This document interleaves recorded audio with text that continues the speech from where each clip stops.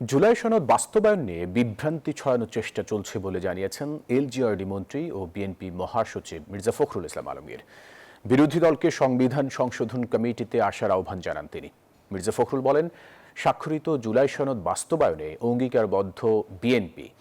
দুপুরে রাজধানীর engineers ইনস্টিটিউশনে national editors council আয়োজিত জুলাই শহীদ সাংবাদিক সম্মাননা অনুষ্ঠানে এই আহ্বান জানান তিনি।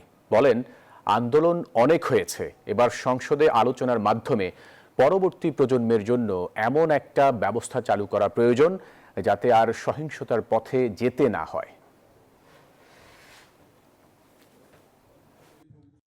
আমরা সেই রাষ্ট্র নির্মাণ করতে সক্ষম হব যেখানে ন্যায় প্রতিষ্ঠিত হবে, ইনসাফ প্রতিষ্ঠিত হবে, ন্যায় বিচার প্রতিষ্ঠিত হবে।